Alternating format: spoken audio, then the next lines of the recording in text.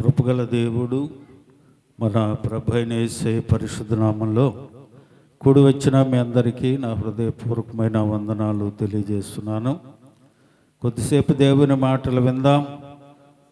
యోహాను సువార్త 1వ అధ్యాయము 7వ వచనాన్ని చదువుకుందాం. యోహాను సువార్త 1వ అధ్యాయము 7వ వచనం.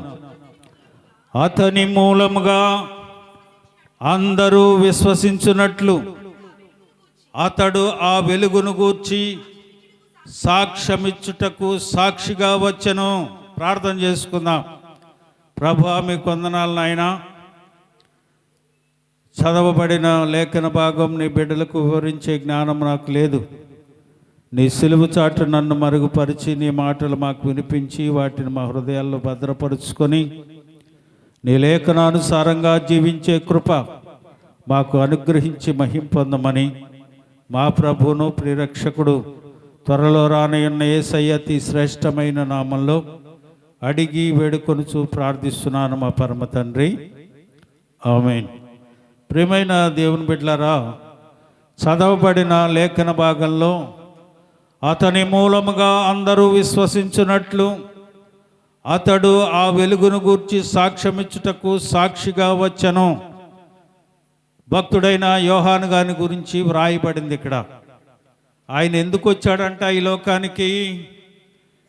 అందరూ ఆ వెలుగును గూర్చి సాక్ష్యమిచ్చుటకు, అతడు ఆ వెలుగును గూర్చి సాక్ష్యమిచ్చుటకు. వెలుగు ఎవరో? యేసయ్య. సాక్ష్యమిచ్చుటకు వచ్చాడట. అతని మూలముగా అందరూ విశ్వసించున్నట్లు. ప్రియమైన దేవుని బిడ్డలారా, ఈ దినం దేవుని వాక్యాన్ని ధ్యానం చేసుకుంటున్న మనం విశ్వాసి క్రీస్తుకు సాక్షిగా ఏ రీతిగా ఉండాలి? యోహాను గారి గురించి చెప్పబడుతుంది. అందరూ అతని గురించి అతని మూలముగా విశ్వసించినట్లు అతడు ఈ లోకానికి సాక్షిగా ఆయన్ని గురించి వచ్చాడని. ప్రతి విశ్వాసి, ప్రతి దేవుని తెలుసుకున్న వ్యక్తి, రక్షించబడినవాడు, మారు మనసు పొందిన వ్యక్తి క్రీస్తుకు సాక్షిగా ఈ లోకంలో ఉండాలి. ఆయన ఏ రీతిగా అతని మూలముగా అందరూ రక్షించబడ్డారో, ఆయన ఏ రీతిగా సాక్ష్యం ఇచ్చటానికి వచ్చాడో, సాక్షిగా జీవించాడో, ఆ రీతిగానే విశ్వాసి ఈ లోకంలో క్రీస్తుకు సాక్షిగా ఉండాలి. ఏ రకంగా దేవుని యేసుక్రీస్తుకు సాక్షిగా మానవుడు ఉండగలరు? విశ్వసించిన విశ్వాసి ఏ రీతిగా ఉండగలుగుతాడు అనే విషయాన్ని ఈ ఉదయకాల సమయం మనం ధ్యానం చేసుకుందాం. సాక్షిగా ఉండాలి అంటే మనం ఏ రీతిగా ఉండాలి? మారు మనసు పొందాం, ఎన్నో సంవత్సరాలు అయింది. మారు మనసు కలిగి ఉన్నాం, బాగానే ఉన్నాం. కానీ క్రీస్తుకు మనం సాక్షులుగా ఉంటున్నామా లేదా అనే విషయాన్ని ఈ ఉదయకాల సమయం మనం ధ్యానం చేసుకుందాం. ఏ రీతిగా మనం ఉంటే క్రీస్తుకు సాక్షులుగా ఉండగలుగుతాం? మొదటిగా మనం ఉండవలసింది మొదటి పేతురు పత్రిక 2వ అధ్యాయము 1 నుంచి 3 వచనాలు చదువుకున్నట్లయితే అక్కడ అపోస్తుడైన పేతురు గారు వ్రాస్తూ చక్కని విషయాన్ని అక్కడ తెలియజేశాడు. ప్రభువు దయాళుడని మీరు రుచి చూచి ఉన్నడ ఎడల, దేవుడు దయాళుడని మనము రుచి చూచి ఉన్న ఎడల ఎలా ఉండాలట? సమస్తమైన దుష్టత్వమును, సమస్తమైన కపటమును, వేషధారణను, అసూయను, సమస్తమైన దూషణ మాటలను మాని క్రొత్తగా జన్మించిన శిశువును పోలిన వారై నిర్మలమైన వాక్యమును పాలవలన రక్షణ విషయంలో ఎదుగు నిమిత్తము ఆ పాలను అపేక్షించుడి. హల్లెలూయా చెప్పండి. హల్లెలూయా. ప్రియమైన దేవుని బిడ్డలారా, రక్షణ పొందిన వ్యక్తి ఎలాగుండాలో, క్రీస్తుకు సాక్షిగా ఏ రీతిగా ఉండాలో, ఎవరు క్రీస్తుకు సాక్షులుగా ఉంటారో ఈ ఉదయకాల సమయం దేవుడు తన వాక్కు ద్వారా మనతో మాట్లాడుతున్నాడు. ఎవరు ఉంటారంట? సమస్తమైన దుష్టత్వం మానినవాడు, సమస్తమైన కపటమును మానినవాడు, వేషధారణ లేనివాడు, అసూయ లేనివాడు, సమస్తమైన దోషల మాటలు మాని క్రొత్తగా జన్మించిన శిశువును పోలిన వారై నిర్మలమైన వాక్యమును పాల వలన రక్షణ విషయంలో ఎదుగు నిమిత్తము ఆ పాలను, వాక్యమనే పాలను ఎవరైతే అపేక్షిస్తాడో, ఆ పాల వలన ఎవరైతే బలం పొందుకుంటారో, ఎవరైతే వాక్యమని ఆశ్రయించి నడుస్తారో వారే క్రీస్తుకు సాక్షులుగా ఉంటారు. ఈ ఉదయకాల సమయం దేవుని సన్నిధిలో ఉన్న మనలను మనము పరీక్షించుకోవాలి. ఎలాగున మనం ఉన్నాం? దేవుని రక్షణలో కొనసాగుతున్నామని చెప్పుకుంటున్నామే, కానీ అలాగున మనం ఉంటున్నామో లేదో? దూషణ మాటలు మాని, దుష్టత్వం మాని, కపటం మాని, వేషధారణ మాని, అసూయ మాని క్రొత్తగా జన్మించిన శిశువును పోలిన వారై ఉంటున్నామో లేదో? వాక్యమనే పాలను అపేక్షిస్తున్నామో లేదో? మనలను మనమే పరీక్షించుకొనవలసిన వారంగా ఉన్నాం. ప్రియమైన దేవుని బిడ్డలారా, ఆ రీతిగా మనం ఉంటున్నామో లేదో? ఆ రీతిగా నువ్వు లేకపోతే క్రీస్తుకు సాక్షిగా ఉన్నట్టు కాదు. క్రీస్తుకు సాక్షివి నువ్వు కాదు. ఎవరికి సాక్షిగా ఉంటావు? వాటిని నువ్వు విడిచిపెడితే క్రీస్తుకు సాక్షిగా ఉండవు. రెండవదిగా మనం చూసినట్లయితే ప్రార్థనా జీవితం కలిగిన వాడు. చూడండి, 1 తిమోతి పత్రిక 2వ అధ్యాయము 1 నుంచి 3 వచనాలు మనం చూస్తే అక్కడ అంటాడు, మనము సంపూర్ణ భక్తియు మాన్యత కలిగి నెమ్మదిగాను సుఖముగాను బ్రతుకు నిమిత్తము అన్నిటికంటే ముఖ్యముగా మనుషులందరి కొరకు, రాజుల కొరకును, అధికారులందరి కొరకును విజ్ఞాపనలను, ప్రార్థనలను, యాచనలను, కృతజ్ఞతాస్తుతులను చేయవలనని హెచ్చరించుచున్నాను. ఇది మంచిదియు మన రక్షకుడైన దేవుని దృష్టికి అనుకూలమును అయ్యున్నది. హల్లెలూయా. ప్రియమైన దేవుని బిడ్డలారా, దేవునికి సాక్షిగా ఉండేవాడు ఎలా ఉంటాడో దేవుని దృష్టికి ఎలా ఉంటాడట? దేవుని దృష్టికి అనుకూలమైనవిగా ఏవైతే ఉన్నాయో వాటిని అనుసరించి నడుస్తాడు. ఈ లోకంలో నీవు చక్కగా సుఖంగా బ్రతకాలి అని అంటే ముఖ్యంగా మనుషులందరి కొరకు ప్రార్థన చేయాలి, రాజుల కొరకు చేయాలి, అధికారుల కొరకు చేయాలి, విజ్ఞాపనలు చేయాలి, ప్రార్థనలు చేయాలి, యాచనలు చేయాలి, కృతజ్ఞతాస్తుతులు చెల్లించాలి. హెచ్చరిస్తూ ఉన్నాడు అపోస్తలుడైన పౌలు తిమోతికి రాస్తూ హెచ్చరిస్తున్నాడు, బాబు, ఈ లోకంలో మనం నెమ్మదిగా సుఖంగా బ్రతకాలంటే వీళ్ళందరి కొరకు మనం ప్రార్థన చేయాలి. ఎందుకంటే పరిపాలనలో తేడాలు వస్తే, ఎక్కడ ఆరాధనలు జరుగుతూ ఉంటే చాలా ఇబ్బందికరమైన పరిస్థితులు ఈనాడు మనం ఎదుర్కొనవలసిన వారంగా ఉంటున్నాం. ప్రార్థనలు జరిగే చోటకే వచ్చేసి గొడవలు చేస్తున్నారు. పాస్టర్లను పట్టుకొని జై శ్రీరామ్ అనకపోతే కొడుతున్నారు. రోడ్లమ్మట ఏమీ చేయకుండా, ఎవరిళ్ళకి వెళ్లకుండా సువార్తను ప్రకటించుకునే ఆపి గందరగోళాలు చేసే పరిస్థితికి వస్తూ ఉన్నాయి. వాక్ స్వాతంత్రాన్ని కోల్పోయే పరిస్థితిలో మనం ఉంటా ఉన్నాం. ప్రియమైన దేవుని బిడ్డలారా, ఈ లోకంలో మనం చక్కగా నెమ్మదిగా బ్రతకాలంటే వీటి గురించి మనం ప్రార్థించాలి, ప్రార్థనా జీవితం కలిగి ఉండాలి. మూడవదిగా మనం చూస్తే ప్రతి విషయంలో దేవునికి కృతజ్ఞతాస్తుతులు చెల్లించాలట. చూడండి, 1 దశలోనిక పత్రిక 5వ అధ్యాయము 18వ వచనాన్ని మనం చూసినట్లయితే, ప్రతి విషయములందు కృతజ్ఞతాస్తుతులు చెల్లించుడి, ఇలాగు చేయుట యేసు క్రీస్తు నందు మీ విషయములలో దేవుని చిత్తము. హల్లెలూయా.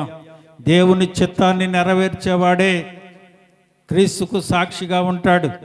ప్రార్థనా జీవితం కలిగిన వాడే క్రీస్తుకు సాక్షిగా ఉంటాడు. వాక్యం అనే పాలను అపేక్షిస్తూ ఏదైతే వాక్యంలో చెప్పబడిందో వాటిని అనుసరించి నడిచేవాడే క్రీస్తుకు సాక్షిగా ఉంటాడు. అలాగనే పరిశుద్ధులతో సహవాసం కలిగి ఉండాలట. 2వ అపోస్తలుల కార్యాలు 2వ అధ్యాయము 42వ వచనం. అపోస్తలుల కార్యాలు 2వ అధ్యాయము 42వ వచనాన్ని మనం చూసినట్లయితే అక్కడ చెప్పబడుతున్న వాక్యం ఏమిటంటే, మీరు అపోస్తలుల బోధ యందును, సహవాసమందును, రొట్టె విరుచుట యందును, ప్రార్థన చేయుట యందును ఎడతెగక ఉండాలి. పరిశుద్ధులతో కలిసి ఎలా ఉండాలట? అపోస్తలుల బోధలో ఉండాలి, సహవాసంలో ఉండాలి, రొట్టె విరుచుట్లో ఉండాలి, వారితో కలిసి ప్రార్థన చేస్తూ ఎడతెగక కలిగి ఉండాలి. వారే దేవునికి సాక్షులుగా ఉండగలుగుతారు, క్రీస్తుకు సాక్షులుగా ఉండగలుగుతారు.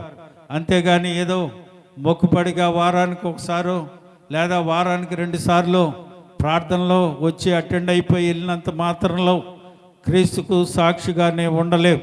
అలాగనే చూడండి, పేదలను జ్ఞాపకం చేసుకోవాలట, వాడే క్రీస్తుకు సాక్షులుగా ఉంటారట. చూడండి, గలతీ పత్రిక 2వ అధ్యాయము 10వ వచనం. గలతీ పత్రిక 2వ అధ్యాయము 10వ వచనం. మేము బేదలను జ్ఞాపకము చేసుకొనవలనని మాత్రమే వారు కోరిరి, అలాగూ చేయుటకు నేను ఆసక్తి కలిగి ఉంటిని. హల్లెలూయా. అన్నీ బాగానే ఉంటే కానీ బేదలను ఆదరించేటప్పుడు, బేదలను కనికరించేటప్పుడు వీరు క్రీస్తుకు సాక్షులుగా ఉండరు. దేవుని వాక్యం అంటా ఉంది, మేము బేదలను జ్ఞాపకం చేసుకోవాలని మాత్రమే వారు కోరిరి, అలాగూ చేయుటకు నేను ఆసక్తి చూపాను అని అంటా ఉన్నాడు. చూడండి, కీర్తన గ్రంథము 41వ కీర్తన 1వ వచనం చూడండి. బేదలను కటాక్షించువాడు ధన్యుడు, ఆపత్కాలమున యెహోవా వానిని తప్పించును. బేదలను కనికరిస్తే ఏం జరుగుతుందంట? ఆపత్కాలములో నీవు తప్పించబడతావు. బేదలను కటాక్షించువాడు ధన్యుడు, ఆపత్కాలమున యెహోవా వారిని తప్పించును. సామెతల గ్రంథం 19:17లో చూడండి. సామెతల గ్రంథము 19వ అధ్యాయము 17వ వచనం. బేదలను కనికరించువాడు ధన్యుడు, బేదలను కనికరించువాడు యెహోవాకు అప్పిచ్చువాడు, వాని ఉపకారమునకు ఆయన ప్రత్యుపకారము చేయను. హల్లెలూయా. బేదలను కనికరించేవాడు యెహోవాకు అప్పిచ్చేవాడట. ఆయన ఏం చేస్తాడట? వారిని ఉపకారానికి ఆయన ప్రత్యుపకారం చేస్తాడట. ప్రత్యుపకారం దేవుడు నీకు చేయాలంటే ఏం చేయాలి? బేదలను కనికరించాలి, బేదలను ఆదరించాలి. నీవు ధన్యుడవుతావు, ఆపత్కాలంలో తప్పించబడతావు. దేవుడు ప్రత్యుపకారం నీకు చేస్తాడని దేవుని వాక్యం అంటా ఉంది. కనుక ప్రియమైన దేవుని బిడ్డలారా, లూకాసు వార్తలో 14వ అధ్యాయం 13వ వచనంలో ఒక చక్కని మాట ఉంది అక్కడ. అయితే నీవు విందు చేయనప్పుడు ఎవరిని పిలవాలట? బేదలను, అంగహీనులను, కుంటివారిని, గుడ్డివారిని పిలవాలట. ఎవరిని పిలవాలి? మన బంధుమిత్రులని, మన సమాజంలో అధికారం కలిగిన వారిని, ఉన్నతమైన స్థానంలో ఉన్నవారిని అందరినీ పిలువు అని అంట్లా. పిలుచుకోవచ్చు, తప్పులేదు. కానీ దేవుని వాక్యం అంటుంది, అయితే నీవు విందు చేయనప్పుడు బేదలను, అంగహీనులను, కుంటివారిని, గుడ్డివారిని కూడా పిలువు, వారు ఆదరించబడతారు. దాని ద్వారా నేను నీకు ప్రత్యుపకారము చేస్తాను అని దేవుని వాక్యం సెలవిస్తూ ఉంది. కనుక ప్రియమైన దేవుని బిడ్డలారా, దేవునికి సాక్షిగా, క్రీస్తుకు సాక్షిగా ఈ భూలోకంలో నువ్వు ఉండాలి అని అంటే వీటన్నిటినీ అనుసరించి నడవాలి. తర్వాత చూడండి, 1 పేతురు పత్రిక 5వ అధ్యాయము 6వ వచనాన్ని మనం చూసినట్లయితే, 1 పేతురు పత్రిక 5వ అధ్యాయము 6వ వచనం. దేవుడు తగిన సమయమందు మిమ్మును హెచ్చించున్నట్లు ఆయన బలిష్టమైన చేతి కింద ఎలా ఉండాలట? దీన మనస్కులై ఉండుడి. హల్లెలూయా. దీన మనస్కులై ఎవరైతే ఉంటారో వారు క్రీస్తుకు సాక్షులుగా ఉంటారు. దేవుడు తగిన సమయమందు మిమ్మలను హెచ్చించినట్లు ఆయన బలిష్టమైన చేతుల క్రింద దీన మనస్కులై ఉండమని దేవుని వాక్యం సెలవిస్తూ ఉంది. ఎవడు దీనుడై విరిగి నలిగిన హృదయం కలవాడై నా సన్నిధిని వణుకునో వాడిని నేను ఆదరిస్తానని దేవుని వాక్యం సెలవిస్తూ ఉంది. కనుక ప్రియమైన దేవుని బిడ్డలారా, దీన మనస్కులుగా ఉండాలి. 7వదిగా క్రీస్తు అడుగు జాడలలో నడవాలట. 1 పేతురు పత్రిక 2వ అధ్యాయము 21వ వచనం. 1 పేతురు పత్రిక 2వ అధ్యాయము 21వ వచనాన్ని మనం చూస్తున్నట్లయితే, ఇందుకు మీరు పిలువబడితిరి, క్రీస్తు కూడా మీ కొరకు బాధపడి మీరు తన అడుగు జాడలయందు నడుచుకున్నట్లు మీకు మాదిరి ఉంచిపోయాను. హల్లెలూయా. ఒక మాదిరి దేవుడు మనకు ఉంచిపోయాడు. యేసయ్య ఆ మాదిరిలో మనల్ని నడవమని చెప్పాడు. ఆయన మాదిరి ఉంచిపోయిన దాన్ని మీరు ఎవరైతే అనుసరించి నడుస్తారో, క్రీస్తు అడుగు జాడల్లో నడిచిన వాడే క్రీస్తుకు సాక్షిగా ఉంటాడు. ఆయన ఏమైతే చెప్పాడో, ఏమైతే అనుసరించి నడవమన్నారో వాటిని అనుసరించి నడిచిన వాడే ఈ లోకంలో క్రీస్తుకు సాక్షిగా ఉండగలుగుతాడు. తర్వాత 8వది చూడండి, అక్కడ మత్తయి సువార్త 5వ అధ్యాయము 11, 12 వచనాలలో ఒక చక్కని మాట వ్రాయబడి ఉంది. నా నిమిత్తము జనులు మిమ్మల్ని నిందించి హింసించి మీ మీద అబద్ధముగా చెడు మాటలలో పలుకున్నప్పుడు మీరు సంతోషించి ఆనందించుడి, పరలోకమందు మీ ఫలము అధికమగును. ఇలాగున వారు మీకు పూర్వము నుండి ప్రవక్తలను హింసించిరి. నా నిమిత్తము జనులు మిమ్మల్ని నిందిస్తారు, హింసిస్తారు, అబద్ధమైన చెడ్డ మాటలు పలుకున్నప్పుడల్లా మీరు సంతోషించి ఆనందించమని దేవుని వాక్యం అంటా ఉంది. ఒకవేళ నీవు అలాగనుండకపోతే, హింసింపబడితే, దూషించబడితే, చెడ్డ మాటలలో పలుకున్నప్పుడు నువ్వు బాధపడవలసిన పని లేదని దేవుని వాక్యం సెలవిస్తూ ఉంది. ఏమిటంట? సంతోషించి ఆనందించాలట. అలాగున ఉన్నవాడే క్రీస్తుకు ఈ లోకంలో సాక్షిగా ఉండగలుగుతాడు. ఏంటి నిందలు, ఏంటి అవమానాలు, ఏమిటి బాధలు, ఎందుకు నేను క్రీస్తుని నమ్ముకున్నాను అని నువ్వు చింతించవలసిన పని లేదు, బాధపడవలసిన పని లేదు. దేవుని వాక్యం అంటా ఉందిగా, అలాగున నిన్నెవరైనా అంటే నువ్వు ఏమంటుంది వాక్యము? అబద్ధం చెడ్డ మాటలు పడుకు సంతోషించి ఆనందించాలట. దాన్ని బట్టి దేవుడు మహిమపరచబడతాడు. నువ్వు హింస పొందిన ఆనందించు, నిన్ను బాధించిన ఆనందించు, నీ గురించి చెడ్డ మాటలు పలికినప్పుడు సంతోషించు. అలాగనున్నవాడు క్రీస్తుకు సాక్షిగా ఉంటాడు అని దేవుని వాక్యము అంటా ఉంది. అలాగనే 9వదిగా మనం చూసినట్లయితే దేవుని వాక్యం అంటా ఉంది కదా, మార్కు సువార్త 16వ అధ్యాయము 15, 16 వచనాలు. మార్కు సువార్త, మరియు మీరు సర్వలోకమునకు వెళ్ళి సర్వ సృష్టికి సువార్తను ప్రకటించుడి. నమ్మి బాప్తిసం పొందినవాడు రక్షించబడును, నమ్మని వానికి శిక్ష విధించబడును. సర్వలోకమునకు వెళ్ళి సర్వ సృష్టికి సువార్తను ప్రకటించం క్రీస్తుకు సాక్షిగా ఉన్న వాని యొక్క బాధ్యత. దేవునికి క్రీస్తుకు సాక్షిగా ఉండవలసిన వాడు సర్వ సృష్టికి సువార్తను ప్రకటించే బాధ్యత ప్రభు మనకు అప్పగించాడు. ఒకరి వల్ల కాదు. ఒక పాస్టర్ గారే సువార్తను ప్రకటించాల్సిన పని లేదు. నీవు కూడా సాక్ష్యాన్ని పంచుకోవచ్చు, సువార్తను ప్రకటించవచ్చు. అందరికీ ఆ బాధ్యత దేవుడు అప్పగించాడు. సర్వలోకమునకు వెళ్ళి మీరు సువార్తను ప్రకటించమని దేవుని వాక్యము సెలవిస్తూ ఉంది. చివరిగా చూడండి, 10వదిగా ఆయన అంటూ ఉన్నాడు, 1 దశలోనిక పత్రిక 1వ అధ్యాయము 10వ వచనాన్ని చూడండి. 1 దశలోనిక పత్రిక 1వ అధ్యాయము 10వ వచనం. దేవుడు మృతులలో నుండి లేపిన యేసును, అనగా రాబోవు ఉగ్రత నుండి మనలను తప్పించుచున్న ఆయన కుమారుడైన యేసు పరలోకము నుండి వచ్చునని ఎదురు చూచుటకును మీరెలాగూ దేవుని వైపు తిరిగిరో ఆ సంగతి వారే తెలియజేయుచున్నారు. దేవుని కొరకు ఎదురు చూసేవాళ్ళంగా ఉంటాడట.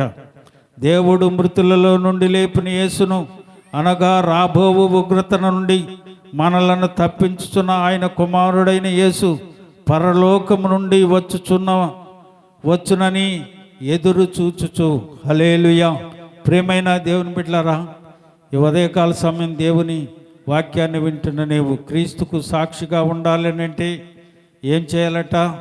దుష్టత్వం నుండి వేరుగా ఉండాలి, కపటం మానాలి, వేషధారణ మానాలి, అసూయ మానాలి, దూషణకరమైన మాటలు మానాలి, వాక్యమనే పాలను అపేక్షించుతూ ఉండాలి, ప్రార్థనా జీవితంలో ఉండాలి, ప్రతి విషయములలో దేవునికి కృతజ్ఞతాస్తుతులు చెల్లించాలి, పరిశుద్ధులతో సహవాసం కలిగి ఉండాలి, పేదలను జ్ఞాపకం చేసుకోవాలి, దీన మనస్కులై ఉండాలి, క్రీస్తు అడుగు జాడల్లో నడిచేవారుగా ఉండాలి, హింసించినప్పుడు ఆనందించేవారుగా ఉండాలి, సువార్తను ప్రకటించేవారుగా ఉండాలి, ప్రభు రాకడ కొరకు ఎదురు చూస్తూ ఉండాలి.